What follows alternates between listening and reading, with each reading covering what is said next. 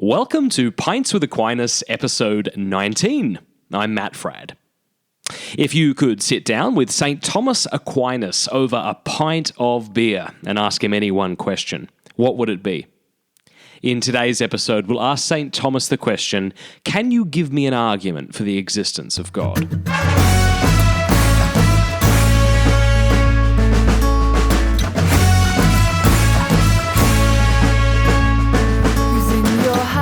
Welcome to Pints with Aquinas. This is the show where you and I pull up a bar stool next to the angelic doctor and discuss theology and philosophy.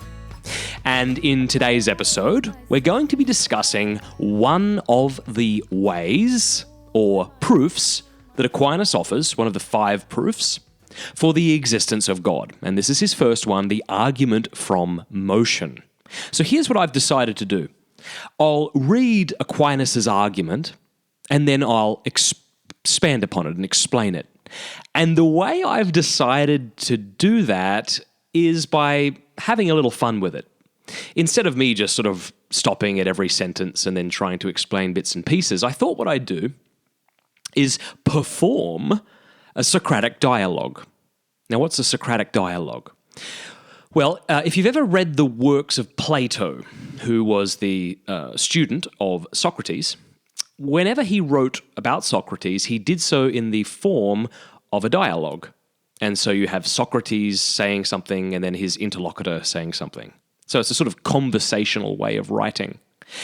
And for those of you who might be interested, I'm currently writing a book which will be a Socratic way on the 5 ways of St. Thomas Aquinas. I've written a little bit about it on mattfradd.com, but it'll be a lot more expanded in the book. But I thought I'd just take a little bit of what I've written from the book, and I've still got a lot to work on for the book, so I'm sure the book will be much different, but and share that with you. So what do you think about that? That's crazy, right? What am I doing? I'm performing a Socratic dialogue. And so in order to do that, I've got to come up with different voices so that you'll know who the atheist is and who the Christian is. So, yeah, it'll be fun. I'll make an idiot of myself, but what are you going to do, you know? Let's read the first way. Now, this is from the first part of the Summa Theologica. Question 2, Article 3. Now, it should be noted, all right, that when people read the 5 ways of Aquinas, they sometimes think that this is all Aquinas had to say on the matter of these arguments for the existence of God, and that's just not true. These are a sketch. These are a summary of the arguments, which Aquinas actually wrote about in more and greater detail in other works of his, such as the Summa Contra Gentiles and others. So when you do read these, don't make the mistake of thinking this is all Aquinas has to say on the matter. But here we go. The first and most manifest way is the argument from motion. It is certain and evident to our senses that in the world, some things are in motion. Now, whatever is in motion is put in motion by another, for nothing can be in motion except it is in potentiality to that towards which it is in motion. Whereas a thing moves inasmuch as it is in act. For motion is nothing else than the reduction of something from potentiality to actuality. But nothing can be reduced from potentiality to actuality except by something in a state of actuality.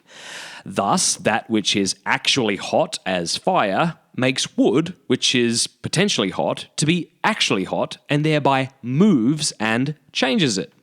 Now, it is not possible that the same thing should be at once in actuality and potentiality in the same respect, but only in different respects. For what is actually hot cannot simultaneously be potentially hot, but it is simultaneously potentially cold. It is therefore impossible that in the same respect and in the same way, a thing should be both mover and moved. That is, that it should move itself. Therefore, whatever is in motion must be put in motion by another. If that by which it is put in motion be itself put in motion, then this also must needs be put in motion by another. and that by another again. But this cannot go on to infinity, because then there would be no first mover, and consequently no other mover, seeing that subsequent movers move only inasmuch as they are put in motion by the first mover, as the staff moves only because it is put in motion by the hand. Therefore, it is necessary to arrive at a first mover put in motion by no other, and this everyone understands to be God. So that's what Aquinas has to say. Now let me read this dialogue for you. Now, I was just thinking, what am I going to do here? I can't put on different accents. This is all I've got. I could try and do an American one, but everyone would make fun of me. So here's what I'm going to do. I'm going to give the atheist a sort of snide voice like this, and the Christian a nice, pleasant voice like this. Why? Because I'm biased. Deal with it. Okay. Okay. Here we go. Are you ready? Buckle up, people. All right. So, Brad and Sarah, they meet in the coffee shop. Brad comes in, takes a seat with his latte and sprinkles, sits down, and he says, "Sarah, the last few times we've met, you've tried to show me why my reasons for being an atheist aren't any good. But do you have any positive reasons for thinking God exists? You do believe God can be proven, right?" "Well, it depends on what you mean by prove, Brad. I don't think proving God's existence is like proving 2 + 2 = 4. Only in mathematics can you get 100% proof about anything. But I do think that we can logically move from what we observe to the conclusion God exists." "Ah, so you admit that you can't be certain?" "Well, can you be certain about something without having 100% of it proved? Look, I'm just saying that if we believe most things in life, like the reality of the world and that we're not just bodies in the Matrix, that our parents love us and aren't just pretending to because of some sinister plan, that Yemen exists even though we've never been there." You haven't been to Yemen, right? No. "Well, almost everything we believe cannot be proven with mathematical certainty, and why should we expect them to? We believe most things in life because of the fact that we've got good reasons for them, and if we've got good reasons to believe in God, then we should just believe in God, just like we believe in those other things." "Okay, well, lay them on me, these reasons of yours. I'm an open-minded guy. What I'm after is the truth."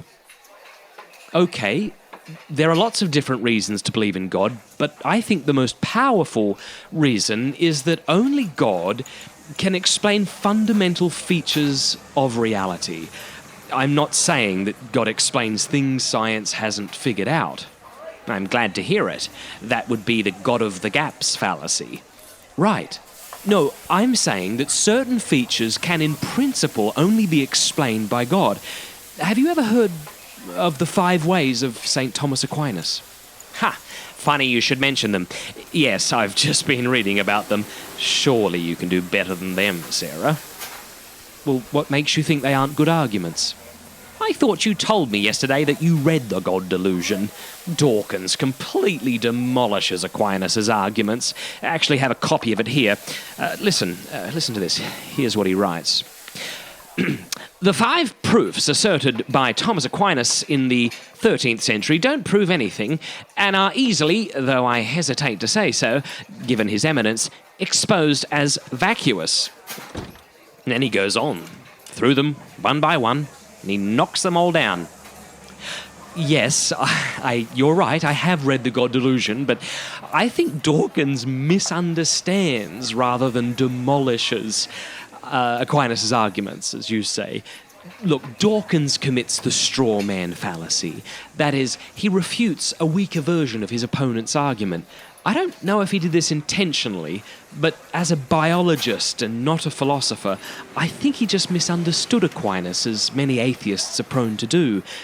Well, how about we start with the first way Thomas proposes, or the argument from motion? What do you take that argument to mean?" "Why don't you refresh my memory?" "Oh, all right. Everything we observe is a combination of the potential and the actual. Water is actually wet and potentially solid. Wood is actually hard and potentially flammable. Whenever something goes from potential to actual, it must be activated by something else. Sorry to interrupt, Sarah. When you use the words potential and actual, I want to make sure I'm understanding you correctly. You mean by potential, the ability of something to be different than it is, right? And by actual, you mean the state something is in? Yes, potency refers to what something can be, while actuality refers to what it currently is. Okay, great, keep going. Oh, no, that's fine, thanks for clarifying. So when something goes from potential to actual, it must be activated by something else. Water doesn't freeze itself, wood doesn't light itself on fire, but this chain can't regress forever. If we keep saying that what actualized the potential in one thing was something else, then we keep shifting the explanation backwards without explaining anything. Okay, well, give me an analogy. All right. Consider a train, okay, with an infinite number of boxcars. Is it moving or standing still? Well, boxcars can't move themselves, so it must be still. Now, a moving train, however, requires a car that moves itself and all others.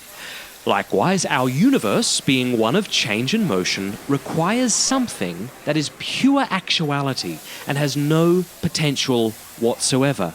This is God. Okay, I have two responses. First, even if you're right and an infinite regress is impossible, claiming that whatever stops the regress is God is unhelpful at best, I think. You've proven very little about the God you believe exists. Well, we can call the solution to our infinite regress the first cause, or pure actuality, and then later, if these terms, we can see if later on these terms refer to the classical definition of God. So you don't have an objection against the argument so much as an application of its conclusion. Well, what do you mean by pure actuality? Well, pure act refers to something that doesn't lack anything, something that doesn't wait for another to give it something it already does not possess. Okay, well, my second point is that I have no problem with an infinite regress. What's the issue? Mathematicians in the 21st century don't fully comprehend infinity. Why assume a medieval monk got it right? Well, it's not enough to say we don't fully comprehend infinity. One could say we are always learning about many concepts. But what mistake does Thomas make in his argument? Isn't it possible that the more we've learned about infinity since Thomas has confirmed rather than refuted his position? Look, I'm not a mathematician any more than you are. I just don't see the problem in having causes that stretch back forever. You ask, what mistake does Thomas make? Well, he too quickly rules out the possibility of an infinite regress of movers. If you want to hang your hat on Thomas's medieval views, that's fine. I'm not convinced. Well, let's try a simple thought experiment. Imagine a chandelier, yeah? It's one link short of reaching the ceiling. If you let it go, it falls, right? Yes, sure, it would fall to the ground. Okay, now suppose the ceiling is thousands of feet high, so you add 10,000 more links to the chain. But it's still one chain short, so, and this is important, the chain is only being held up by other links. With 10,000 links, it still falls. I'm following? Okay. Well, let's think of a higher ceiling. How about a million more links, or a billion? If it doesn't reach the ceiling, it still falls. Now, suppose there are an infinite number of links in the chain, yeah? After every link, there is another. But the ceiling is always one link away. You'd have an infinitely high AC bill for this ridiculously big home. That's your point, is it? Let's be serious. I'm sorry. Continue. Well, even with an infinite number of links, those are the only things holding up the chandelier. If we agreed that billions or trillions of links in the chain can't by themselves hold up the chandelier, then how could an infinite number of them do that? We've already seen that adding chains doesn't help solve the problem. To keep the chandelier up, we need something that doesn't depend on anything else to stay up. Chains by their nature can't do that, but a ceiling can. Okay. Well, the same is true in the universe. An infinite number of movers doesn't explain why there is motion. Only an unmoved mover, something that grants motion to all but receives it from none, can explain that. So at the end of the day, you either have to accept an infinite regress, which I think there are good reasons to think is not possible, things moving themselves for no reason, or an unmoved mover. So I'm happy to take your thoughts on that, and then maybe we can look at the other ways? Okay, look, I don't mean to sound flippant, but I'm not buying it. First, using a mundane example like a chandelier is misleading. Frankly, I'm not saying you're intending to be misleading, but I think it is misleading. Yeah, we understand how everyday things like chain links and chandeliers and even gravity work, but to say that we therefore conclude that the universe must be like a ceiling seems a little trite. We know so very little about this universe. I'm not going to be convinced by these sorts of examples. Maybe there could be an infinite number of movers, and if there is, guess what? Whether that makes sense to you or not, you'll just have to get used to it. That's reality. Deal with it. It might be absurd. Well, do you have any other ways for this argument? Well, Aquinas does offer 4 more, but I'd like to stick to this one for a little bit. You said, Brad, that you were an open-minded guy and willing to be proven wrong. Yet when confronted with evidence for God, you say there's lots we don't understand. So I have a question for you. What would be something, in theory, that would show God exists that you couldn't respond to with, we don't understand how everything works, so maybe it's not God? You see, Brad, it just seems to me like your atheism has something in common with certain religious beliefs. Namely, it can't be falsified. Oh, that's easy. God could appear in the sky right now and with a big booming voice say, Brad, I exist. You are wrong to be an atheist. Sarah's right. Listen to her, you doofus. I'd also be convinced by one shred of evidence, to be honest with you. Look, 5,000 years ago, there were no doubt people who had arguments for why the Earth was flat, or more recently, that the sun revolved around the Earth. In both cases, though, their arguments may have sounded compelling, but they were wrong. Evidence is what should change our beliefs, not thought experiments and word games. Brad, sorry, go back for a moment. Really? A big booming voice? That would convince you? How do you know it's God and not aliens, the government, or an eccentric billionaire saying it's God? I mean, just it saying it's God doesn't really tell us anything. Also, do you think we understand everything about sound or how the brain processes sound? Finally, shouldn't God provide reasons that show he exists, that all people can access, such as the natural world around us? But let's say an infinite past universe of movers is possible.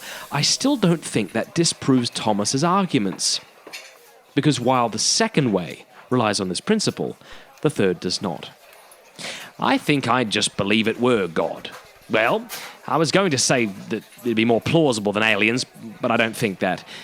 Well, let's say there were no signs of aliens and I had no signs of being mentally deranged. I think I'd just accept it was true, whether or not you think I should or not, I think I just would.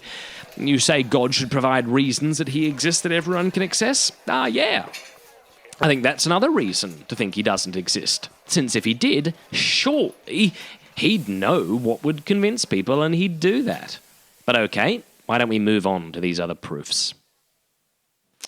That, ladies and gentlemen, is the end of the Socratic Dialogue.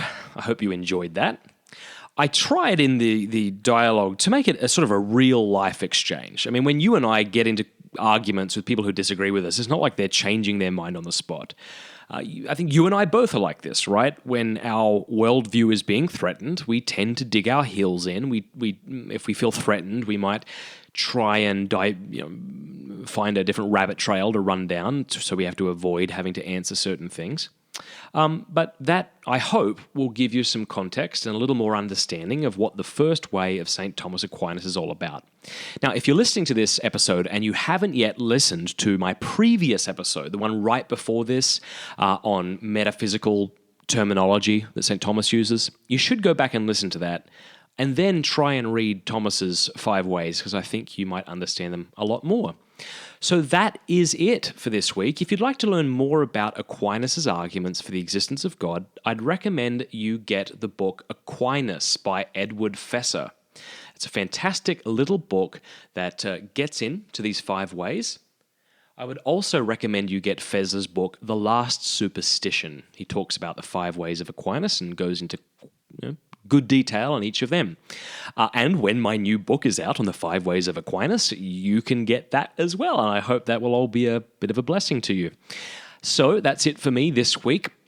If you like the podcast, would you please do me a favor and rate it? I know it's just a few clicks for you, but it means a lot to me. By you rating the podcast, it comes up higher when people search things like God and Aquinas and that sort of thing. So I'd really appreciate that. If you have any questions, you could email me at matt@pintswithaquinas.com or shoot me a message over Twitter and visit me at mattfrad.com. Until next week, God bless you.